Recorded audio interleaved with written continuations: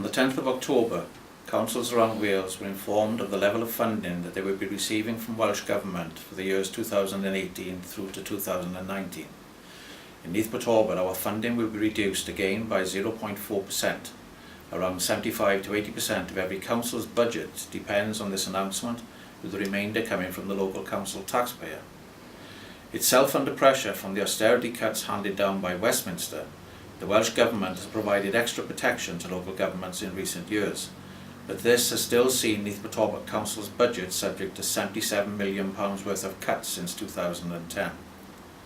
In the next financial year alone, it looks as if we'll have to reduce our spend by a further £10.2 million in order to balance the books, with similar figures expected each year between now and 2022.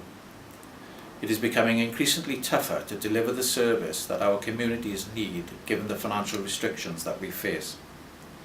Difficult decisions with uncomfortable and unpalatable choices will need to be made in the coming months, and there is no shying away from that fact.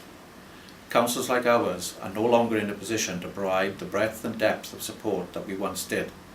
We will continue to work as hard as we can to minimise these impacts of these reductions on residents and to protect key frontline services as far as possible.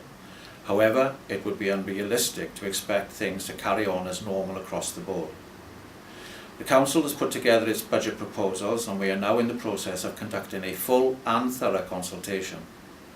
It is important that residents, businesses and other local groups and organisations have their say on these draft proposals, so that any financial decisions and final decisions that are informed about the needs of Neath Talbot will be taken into account. When it comes to setting the council tax levels, we fully appreciate the demands being placed on residents in other areas of their everyday lives, with increasing cases of financial hardship, rising personal debt levels and relatively low wage growth.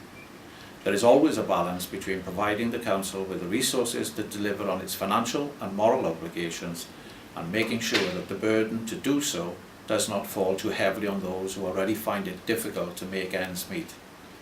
We will be responsible, diligent and forensic when it comes to making the necessary calls in setting the council's budget over the months ahead.